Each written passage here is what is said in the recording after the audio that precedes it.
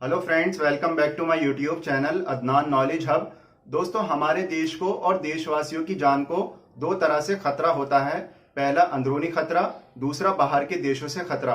अंदरूनी खतरा मतलब जैसे दंगा फसाद होना, नक्सली हमले होना, तस्करी होना या फिर सांप्रदायिक या जातिवादी घटना होना।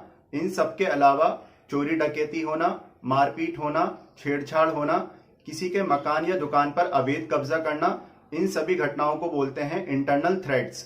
इसी तरह से बाहर के देशों से खतरा मतलब जैसे आतंकवादी घटना होना या हमारे देश की जमीनी या समुद्री सरहद पर अवैध कब्जा करना, इस तरह की घटनाओं को बोलते हैं एक्सटर्नल थ्रेट्स। तो दोस्तों, इन इंटरनल थ्रेट्स और एक्सटर्नल थ्रेट से डील करने के लिए, यानी इन सभी घटनाओं का मुकाबला करने के लिए हमारे देश के अंदर एक सिस्टम है जिसका नाम है इंडियन सिक्योरिटी फोर्सेस। तो आज के इस वीडियो में हम जानेंगे कि इंडियन सिक्योरिटी फोर्सेस क्या होती हैं और इसके अंदर आने वाली अलग अलग फोर्सेस का अपना अपना क्या क्या रोल होता है। तो वीडियो में लास्ट तक बने रहिएगा दोस्तों। इससे पहले अगर आपने मेरे चैनल को अभी तक सब्सक्राइब नहीं किया है तो सब्सक्राइब कर लीजिए और बेल आइकन को प्रेस करना बिल्कुल ना भूलें, ताकि मेरी आने वाली हर एक न्यू वीडियो का अपडेट आपको सबसे पहले मिल सके। तो आइए वीडियो शुरू करते हैं।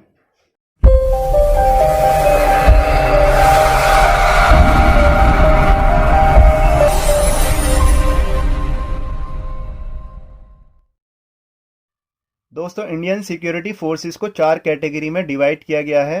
पहला इंडियन आर्म फोर्सेस, जिसको मिलिट्री फोर्सेस भी बोला जाता है। दूसरा पैरामिलिट्री फोर्सेस, जिसको हिंदी में अर्धसैनिक बल बोला जाता है। तीसरा सेंट्रल आर्म पुलिस फोर्सेस और चौथा स्टेट पुलिस फोर्सेस। आइए समझते हैं वन बाय वन सभी के फंक्शंस के बारे में कि ये फोर्सेस कैसे काम करती हैं। दोस्तों, इंडियन आर्म फोर्सेस को तीन कैटेगरी में डिवाइड किया गया है। पहला इंडियन आर्मी, दूसरा इंडियन नेवी और तीसरा इंडियन एयरफोर्स। ये तीनों ही फोर्सेस हमारे देश को एक्सटर्नल थ्रेट से बचाती हैं, जैसे किसी भी दुश्मन देश द्वारा आतंकवादी घटना से मुकाबला करना हो या फिर हमारे देश की ज़मीनी और समुद्री सरहद की हिफाजत करना हो। दोस्तों, अगर कोई भी इलीगल एक्टिविटी या वॉर ज़मीन के रास्ते से होता है किसी भी देश के द्वारा, तो उसके लिए इंडियन आर्मी एक्टिवेट रहती है। उसी तरह से अगर कोई भी इलीगल एक्टिविटी या वॉर पानी के रास्ते से होता है किसी भी देश के द्वारा, तो उससे मुकाबला करने के लिए इंडियन नेवी अपना रोल प्ले करती है।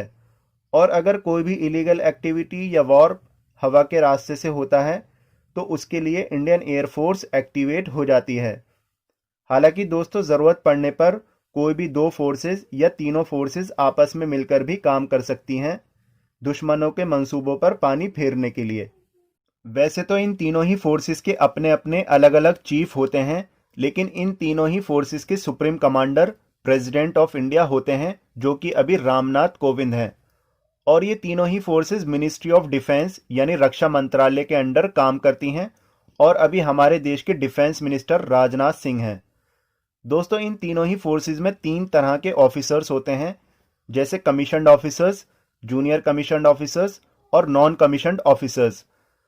दोस्तों, अगर आप इन तीनों ही फोर्सेस के रैंक स्ट्रक्चर के बारे में जानना चाहते हैं कि इन फोर्सेस के अंदर लोवेस्ट रैंक से लेकर हाईएस्ट रैंक तक कौन कौन सी पोस्ट होती हैं और उन पोस्ट पर किस तरह से एंट्री होती है, तो आप मेरे चैनल की प्लेलिस्ट में जाकर देख सकते हैं। और इन वीडियोस का लिंक मैंने अपनी इस वीडियो के डिस्क्रिप्शन बॉक्स में भी दे दिया है, तो आप वहां जाकर भी इन वीडियोस को देख सकते हैं। आइए अब जानते हैं पैरामिलिट्री फोर्सेस के बारे में। दोस्तों, पैरामिलिट्री फोर्सेस वो फोर्सेस होती हैं जो मिलिट्री फोर्सेस की तरह ही काम करती हैं, लेकिन वो प्रॉपर मिलिट्री फोर्सेस नहीं होती हैं।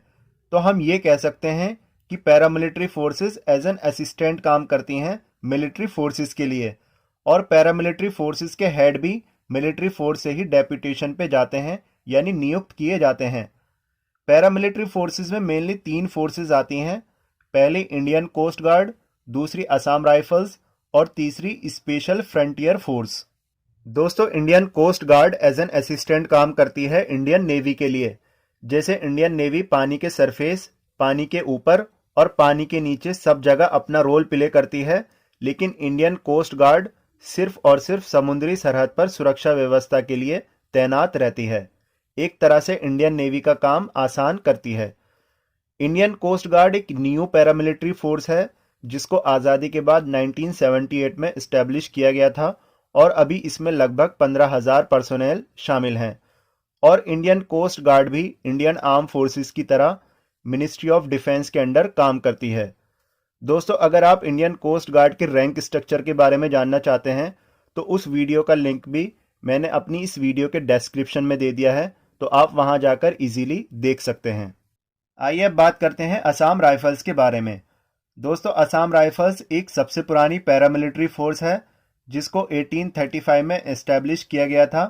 तब इसका नाम कचार लेवी था, लेकिन 1917 में इसका नाम बदलकर असम राइफल्स कर दिया गया और अभी इसमें लगभग 63,000 पर्सोनेल अपनी ड्यूटीज को अंजाम दे रहे हैं। असम राइफल्स का मेन फंक्शन है नॉर्थ ईस्ट इंडिया में नक्सली हमलों का मुकाबला करना और वहां की एनवायरमेंटल अनस्टेबिलिटी के वक्त लोगों की मदद करना। और 2002 से असम राइफल को इंडिया म्यांमार बॉर्डर पर तैनात किया गया है। दोस्तों, असम राइफल्स को दोनों मिनिस्ट्री कंट्रोल करती हैं, मिनिस्ट्री ऑफ होम अफेयर्स भी और मिनिस्ट्री ऑफ डिफेंस भी।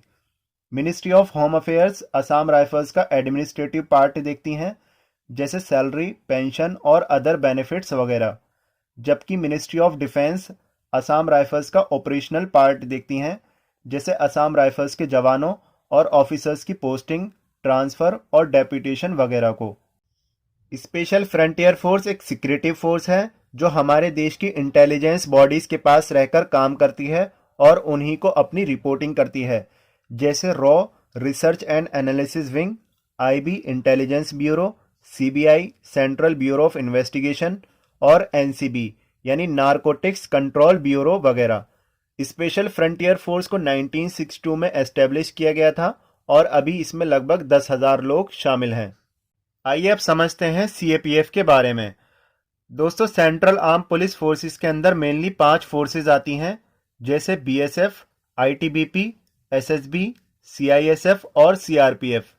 इन सभी पांचों फोर्सेस का मेन फंक्शन होता है देश को इंटरनल थ्रेट से बचाना, जैसे सांप्रदायिक दंगों, जातिवादी दंगों, उग्र प्रदर्शन, इंडियन बॉर्डर्स पर अनऑथराइज्ड एंट्री और एग्जिट, इसी तरह से नक्सली हमलों से देश की हिफाजत करना और इन सभी इंटरनल थ्रेट्स का मुकाबला करना। दोस्तों, सीएपीएफ की फंक्शनिंग और रैंक स्ट्रक्चर के बारे में मैंने एक अलग से वीडियो बनाई हुई है, जिसमें मैंने इन सभी पांचों फोर्सेस की फंक्शनिंग और रैंक स्ट्रक्चर के बारे में डिटेल में एक्सप्लेन किया हुआ है और उस वीडियो का लिंक भी मैंने अपनी इस वीडियो के डिस्क्रिप्शन बॉक्स में दे दिया है, तो आप वहां जाकर उस वीडियो को देख सकते हैं। इसके अलावा 2 और फोर्सेस होती हैं, एक एसपीजी और दूसरी एनएसजी। एसपीजी यानी स्पेशल प्रोटेक्शन ग्रुप। इसका प्राइम फंक्शन होता है प्राइम मिनिस्टर ऑफ इंडिया और उनकी फैमिलीज की सुरक्षा में 24 घंटे तैनात रहना। एसपीजी को 1988 में प्रधानमंत्री इंदिरा गांधी की हत्या के बाद एस्टेब्लिश किया गया था और अभी इसमें करीब 3,000 पर्सोनेल अपनी ड्यूटीज को अंजाम दे रहे हैं। दोस्तों, एसपीजी में सिर्फ और सिर्फ सीएपीएफ से ही जवानों को सेलेक्ट किया जाता है।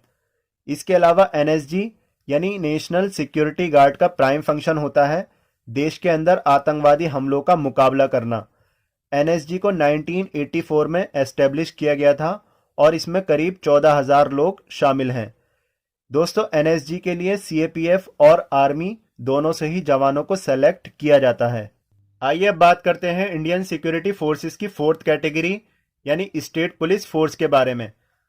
दोस्तों, पुलिस के बारे में हम सभी जानते हैं, देश के अलग अलग स्टेट्स में पुलिस हेडक्वार्टर्स और उनके अलग अलग जिलों में पुलिस स्टेशन, जिसको हम कोतवाली और थाना भी बोलते हैं, और पुलिस पोस्ट, जिसको हम पुलिस चौकी भी बोलते हैं, बने होते हैं। स्टेट पुलिस का मेन फंक्शन होता है लड़ाई झगड़ा, मारपीट, छेड़छाड़, चोरी डकैती, लूटपाट और इसी तरह के और भी गैर कानूनी और असभ्य गतिविधियों को रोकना और इस तरह की घटनाओं को अंजाम देने वाले लोगों के विरुद्ध कानूनी कार्रवाई करना। कुल मिलाकर स्टेट पुलिस भी एक तरह से इंटरनल थ्रेट से ही डील करती है। दोस्तों, अगर आप स्टेट पुलिस के रैंक स्ट्रक्चर के बारे में जानना चाहते हैं कि पुलिस के अंदर लोवेस्ट रैंक से लेकर हाईएस्ट रैंक तक कौन कौन सी पोस्ट होती हैं और उन पोस्ट पर किस तरह से एंट्री होती है, तो इसके लिए मैंने एक अलग से वीडियो बनाई हुई है। उस वीडियो का लिंक भी मैंने अपनी इस वीडियो के डिस्क्रिप्शन में दे दिया है, तो आप वहां जाकर इजीली देख सकते हैं। आई होप अब आपको समझ में आया होगा कि इंडियन सिक्योरिटी फोर्सेस क्या होती हैं और इसके अंदर आने वाली अलग अलग फोर्सेस का अपना अपना क्या क्या फंक्शन होता है। Friends, if you really like this video, then share this video to all your friends so that your friends will also know about the functioning and rank structure of Indian Security Forces. Okay friends, फिर मिलते हैं आपसे एक और informative video के साथ. तब तक के लिए bye bye, take care of yours.